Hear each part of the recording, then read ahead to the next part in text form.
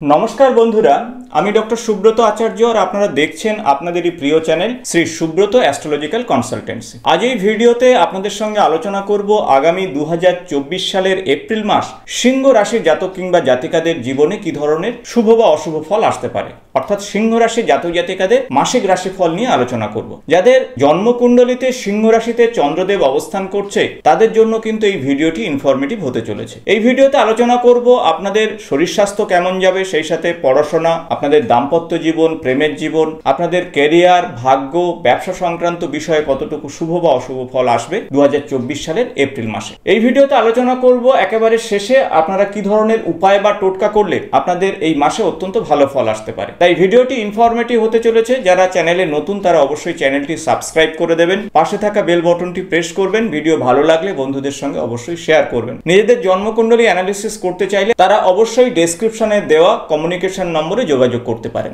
একেবারে শুরুতেই আলোচনা করব যে 2024 সালের এপ্রিল মাস যখন শুরু হচ্ছে তখন গ্রহগত অবস্থান কি থাকছে, তাছাড়া এই মাসে কোন কোন গ্রহের গোচরের পরিবর্তন ঘটছে আর এই পরিবর্তনের ফলে আপনার জীবনে কি ফল আসতে পারে। প্রথমত আপনার রাশির অধিপতি হলো রবিদেব। রবিদেব মাসের শুরুতেই কিন্তু অবস্থান করছে আপনাদের রাশির সাপেক্ষে অষ্টম ভাবে, অর্থাৎ মীন রাশিতে রবিদেব অবস্থান করছে, তার সঙ্গে রাহু এবং শুক্র অবস্থান করছে। তাই মাসের শুরুতেই কিন্তু একটা গ্রহণ যোগ রয়েছে। 14ই এপ্রিল রবিদেব কিন্তু অষ্টম ভাব থেকে ভাগ্যভাবে অর্থাৎ নবম ভাবে প্রবেশ করবে এবং নবম ভাবে অবস্থান করছে দেবগুরু বৃহস্পতি এবং বুধ। বুধ মাসের প্রথম সপ্তাহে থাকছে মেষ রাশিতে, তারপরে বক্রী হয়ে কিন্তু অষ্টম ভাবে প্রবেশ করবে। অন্যদিকে সপ্তম গৃহে অবস্থান করছে শনিদেব এবং মঙ্গল।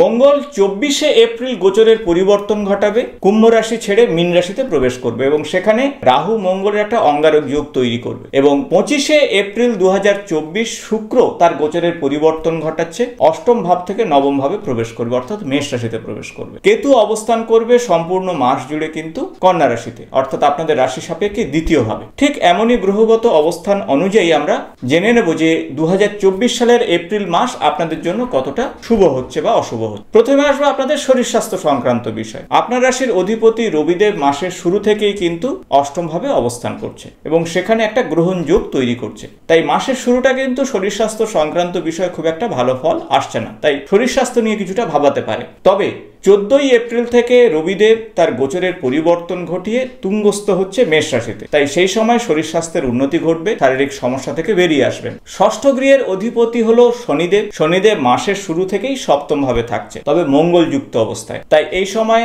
ব্লাড প্রেশার একটু বাড়তে পারে, পুরানো রোগ ভোগ আপনাকে সমস্যায় ফেলতে পারে, তাই সে বিষয়ে একটু সতর্ক থাকুন। গাঁঠের ব্যথা বা পিঠের ব্যথাতে কষ্ট পেতে পারে। তাই সব মিলিয়ে শরীর স্বাস্থ্য সংক্রান্ত বিষয়ে আপনারা একটা মিশ্র ফল পাবেন। এখন আসবো আপনাদের পড়াশোনা, প্রেম, ভাব ভালোবাসা এবং সেই সাথে সন্তান সংক্রান্ত বিষয়। পঞ্চম ভাব থেকে কিন্তু এই সমস্ত বিষয়ের বিচার করা হয়। আপনাদের রাশি সাপেক্ষে পঞ্চম গৃহের অধিপতি হলো দেবগুরু বৃহস্পতি। দেবগুরু বৃহস্পতি শুরু থেকেই অবস্থান করছে ভাগ্যভাবে অর্থাৎ নবম ভাবে এবং নবম ভাব থেকে তার নবম দৃষ্টি কিন্তু পঞ্চমে থাকছে। তাই গুরুর কৃপাতে আপনাদের পড়াশোনা সংক্রান্ত বিষয়ে 2024 সালের এপ্রিল মাস যথেষ্ট ভালো হচ্ছে। তাই আপনারা কোথাও যদি ভর্তি হতে চান, কোনো ভালো কোর্সে অ্যাডমিশন নিতে চান বা চাকরি বাকরি সংক্রান্ত কোনো পরীক্ষা দিতে চান, সেক্ষেত্রে এই মাস যথেষ্ট ভালো হবে। সরকারি চাকরির ক্ষেত্রে আপনাদের বলবো যে 14ই এপ্রিলের পরবর্তী সময় আরো ভালো হবে, কারণ এই সময় রবিদেব ভাগ্যভাবে আসবে এবং সেখানে তুঙ্গস্থ অবস্থায় থাকবে। তাই গুরুত্বপূর্ণ ডিসিশন বা পরীক্ষা সংক্রান্ত বিষয় আপনারা 14ই এপ্রিলের পরে নিলে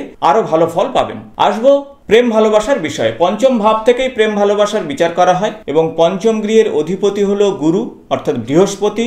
নবম ভাবে থেকে পঞ্চম ভাবকে সে দেখছে। তাই যারা সম্পর্কের মধ্যে রয়েছেন অর্থাৎ প্রেমের সম্পর্কের মধ্যে রয়েছেন তাদের জন্য আগামী 2024 সালের এপ্রিল মাস যথেষ্ট ভালো হচ্ছে। তবে 14ই এপ্রিলের আগে পর্যন্ত রবিদেবের সঙ্গে রাহু এবং শুক্র একই সঙ্গে অবস্থান করছে এবং শনি মঙ্গল একই সঙ্গে অবস্থান করার জন্য আপনার রাগকে নিয়ন্ত্রণ করুন। রাগ আপনার সম্পর্ককে নষ্ট করতে পারে। যারা সন্তান নেওয়ার কথা ভাবছেন, ফ্যামিলি প্ল্যানিং করার কথা ভাবছেন, তাদের জন্য 2024 সালের এপ্রিল মাস যথেষ্ট ভালো হচ্ছে। পঞ্চমপতি কিন্তু নবম ভাবে থেকে পঞ্চম গৃহকে দেখছে, তাই সন্তান নেওয়ার কথা ভাবলে এই মাস আপনাদের জন্য শুভ হবে। আসবো আপনাদের দাম্পত্য জীবন সংক্রান্ত বিষয়। সপ্তম ভাব থেকে দাম্পত্য জীবনের বিচার করা হয় এবং সেই সাথে ব্যবসা সংক্রান্ত বিষয় বিচার করা হয়। সপ্তম গৃহের অধিপতি হলো শনিদেব। শনিদেব স্বগৃহে অবস্থান করছে, তবে মঙ্গলের সঙ্গে অবস্থান করছে আপনার রাশি সাপেক্ষে। মঙ্গল যদিও 24শে এপ্রিলের পরবর্তী সময়ে মীন রাশিতে প্রবেশ করবে। যারা দীর্ঘদিন বিভিন্ন সম্পর্কের সমস্যার মধ্যে ছিলেন তারা সেখান থেকে বেরিয়ে আসবেন। নতুন বিবাহ সংক্রান্ত যোগাযোগ তৈরি হতে পারে এই মাসে, তবে জীবনসঙ্গী বা সঙ্গিনীর শরীর স্বাস্থ্যের প্রতি একটু খেয়াল রাখতে হবে। জীবনসঙ্গী বা সঙ্গিনীর কর্মজীবন সংক্রান্ত বিষয়ে পজিটিভ রেজাল্ট আসবে এই মাসে। তাই সব মিলিয়ে বলা যেতে পারে আপনাদের দাম্পত্য সম্পর্কের ক্ষেত্রটি এই মাসে ভালো হচ্ছে। এখন আসবো আপনাদের ব্যবসা বাণিজ্য সংক্রান্ত বিষয় এবং সেই সাথে ডেইলি ইনকামের বিষয়। সপ্তম গৃহের অধিপতি শনিদেব স্বগৃহে মঙ্গলের সঙ্গে অবস্থান করছে এবং সেই সাথে ব্যবসার কারকগ্রহ বুধ কিন্তু নবম ভাবে অবস্থান করছে। মাসের প্রথম সপ্তাহে কিন্তু বুধ বক্রী হয়ে অষ্টম ভাবে প্রবেশ করবে। তাই প্রথম সপ্তাহে ব্যবসা বাণিজ্য সংক্রান্ত বিষয়ে অপেক্ষাকৃত ভালো ফল আসবে। যদিও সপ্তমপতি সপ্তম গৃহে থাকার জন্য সামগ্রিক ব্যবসাতে আপনারা উন্নতি করবেন। ডেইলি ইনকামের ক্ষেত্রটিও আপনাদের ভালো হবে। তবে গুরুত্বপূর্ণ কোনো ডিসিশন নিতে হলে আপনারা অভিজ্ঞ মানুষের পরামর্শ নিয়ে তবেই নেবেন। রাগকে নিয়ন্ত্রণ করবেন। পার্টনারশিপ ব্যবসা সংক্রান্ত বিষয়ে অবশ্যই ভালো হবে, তবে চোখ কান খোলা রাখতে হবে। এখন আসবো আপনাদের ভাগ্য সংক্রান্ত বিষয় এবং ক্যারিয়ার সংক্রান্ত বিষয়। নবম ভাব থেকে ভাগ্য এবং দশম ভাব থেকে ক্যারিয়ার সংক্রান্ত বিষয় বিচার করা হয়। নবম গৃহের অধিপতি মঙ্গল কিন্তু মাসের শুরু থেকেই সপ্তম ভাবে থাকছে এবং 24শে এপ্রিল মঙ্গল তার গোচরের পরিবর্তন ঘটিয়ে অষ্টম ভাবে প্রবেশ করবে। তাই 24শে এপ্রিল পর্যন্ত আপনার ভাগ্যের ক্ষেত্রটি যথেষ্ট ভালো হচ্ছে। এই সময় গৃহে মাঙ্গলিক কাজ করুন, নতুন কোনো কাজের বিষয়ে সিদ্ধান্ত নিন, নতুন কোনো ব্যবসা সংক্রান্ত বিষয়ে আপনারা সিদ্ধান্ত নিতে পারেন, নতুন প্রজেক্ট এই সময় শুরু করতে পারেন। তাই সব মিলিয়ে ভাগ্য সংক্রান্ত বিষয়ে 24শে এপ্রিল পর্যন্ত আপনাদের জন্য ভালো হচ্ছে। তবে শনি মঙ্গল একই সঙ্গে থাকার জন্য রাগকে নিয়ন্ত্রণ করুন, সিদ্ধান্ত নেওয়ার বিষয়ে মাথা ঠান্ডা রাখুন। আসবো আপনাদের ক্যারিয়ার সংক্রান্ত বিষয়। দশম ভাব থেকে ক্যারিয়ার সংক্রান্ত বিষয়ে বিচার করা হয়। দশম গৃহের অধিপতি হলো শুক্র। শুক্র মাসের শুরু থেকেই কিন্তু অবস্থান করছে অষ্টম ভাবে অর্থাৎ মীন রাশিতে। শুক্র এখানে তুঙ্গস্থ, রবি এবং রাহুর সঙ্গে অবস্থান করছে।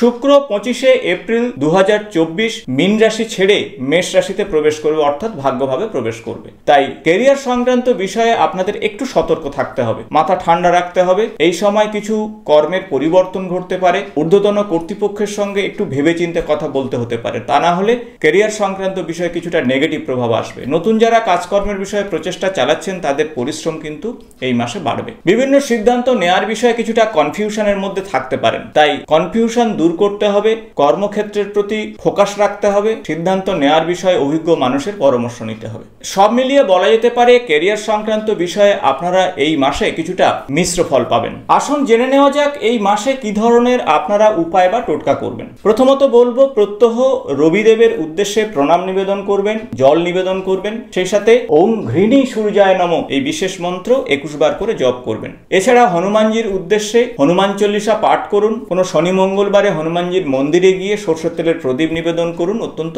শুভ ফল পাবেন। আশা করব ভিডিওটি ইনফরমেটিভ হয়েছে। ভালো লাগলে বন্ধুদের সঙ্গে অবশ্যই শেয়ার করবেন। আগামী নতুন কোনো জ্যোতিষ সংক্রান্ত ভিডিওতে আপনাদের সঙ্গে দেখা হবে। আজ এই পর্যন্ত, নমস্কার।